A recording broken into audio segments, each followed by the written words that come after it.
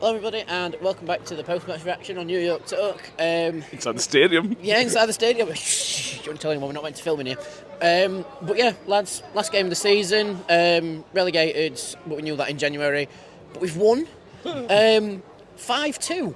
Yeah. Where on earth did that come from, Matt? I think Cardiff have been up beer all week, haven't they? I think they've taken advantage of Victor's 600 beers. Cardiff were really bad. That's not obviously a fair reflection of them, obviously. But they turned up, they played some beautiful football at times. It felt like a per-end term thing about it. Victor had his moment, which were beautiful, which we'll maybe talk about in a minute. But if that's a blueprint for next season, I'm buzzing. That was exciting, it was fun, it was unpredictable, direct, crosses into the box. Loads of positives from that. Loads of positives. Absolutely. We seem to push the ball wide a lot more than we have been doing, mate. And funnily enough, all three strikers scored when we played that system. So we were a little bit leaky at the back, I thought, at times, to concede the 2 goals. But talk me through, was it Hugel who got the first goal, or was it Eves? It was Hugel, wasn't it? Hugel, yeah. Yeah, so talk me through Hugel's goal to begin with. A wonderful overlapping run from Cohen Bramall. And a fantastic ball into the box and a tap in.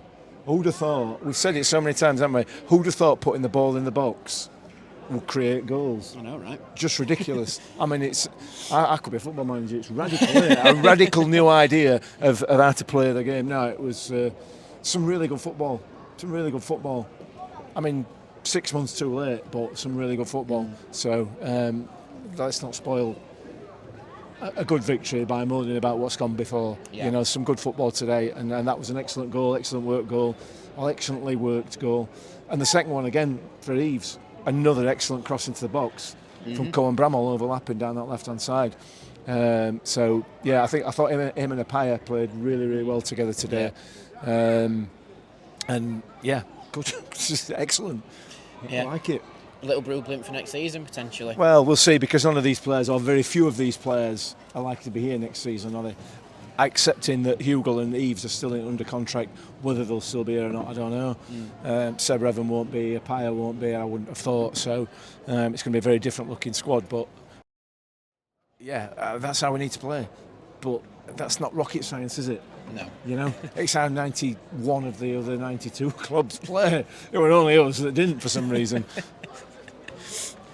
So, Matt, like I just mentioned, conceding the 2 goals. The first one was quite ambiguous whether it was offside or not. There was a huge shout from It wasn't. Eves, No. poor from Eves, that. Yeah. But anyway. Yeah, there was a huge shout from everybody, though. But the linesman took it in jest, that's all right. But Cardiff's second goal, I think I saw something that it was about 68 seconds after the restart. Right, yeah. I think that was Rotherham of this season, just showing a little bit, wasn't it? That's going to happen. You know, you've got to bear in mind these players have struggled all season. What Steve Evans has brought in 3 games is the ability not to just collapse. We can 2 avoidable goals, but what would happen under Matt Taylor and Liam Richardson is we'd have lost that game 5-2. Yeah.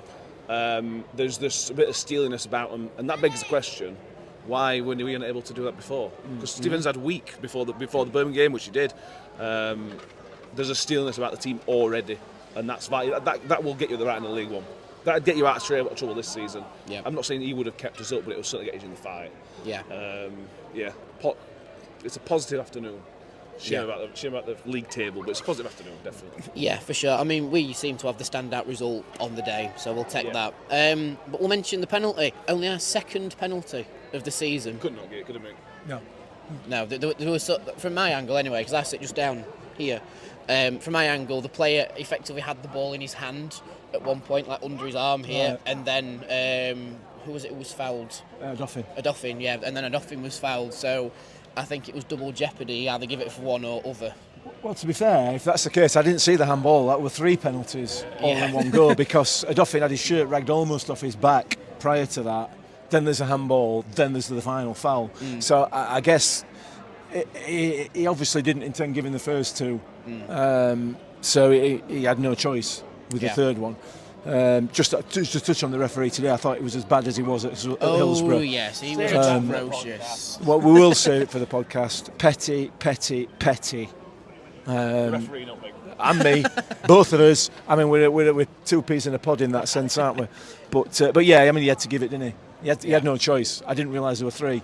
So there were certainly two. Yeah, So, definitely from my angle, he sort of had the ball under his arm here. It looked like it was unintentional, but you can't not give it for handball anyway. Absolutely. But we might start something new. Mick, what's your referee rating for this afternoon?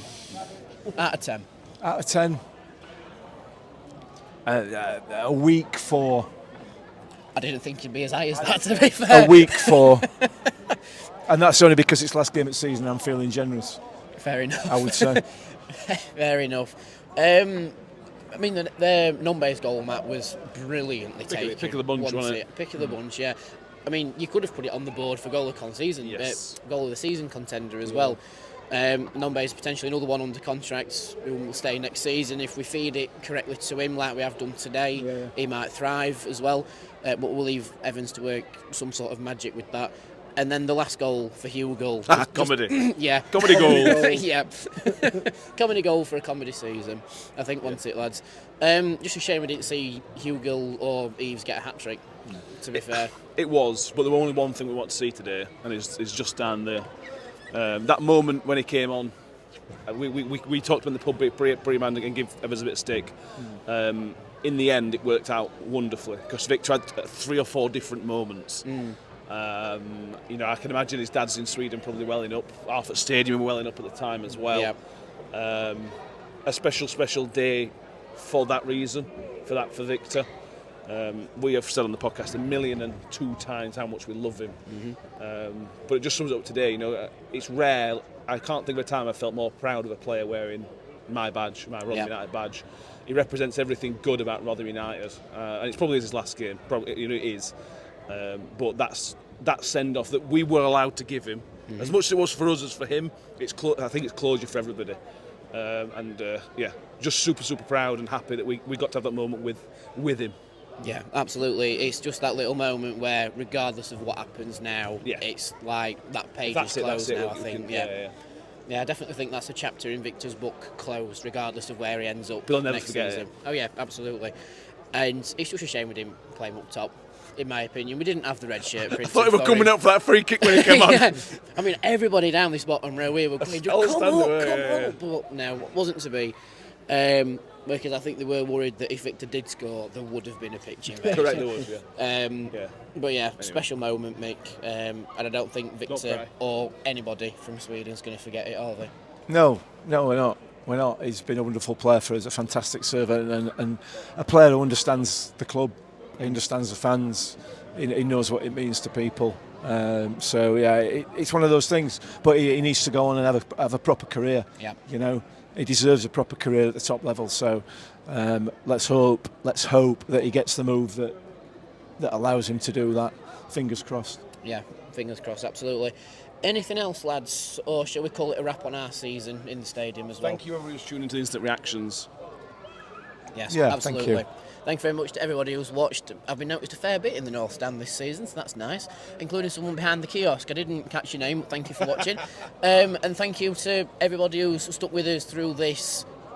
I'm not going to swear on the last one, but it has been awful, hasn't it, lads? Awful season. Yeah. But we'll see you all again next season in League One. So take care, everybody, and up the Millers. And don't forget, stay relevant.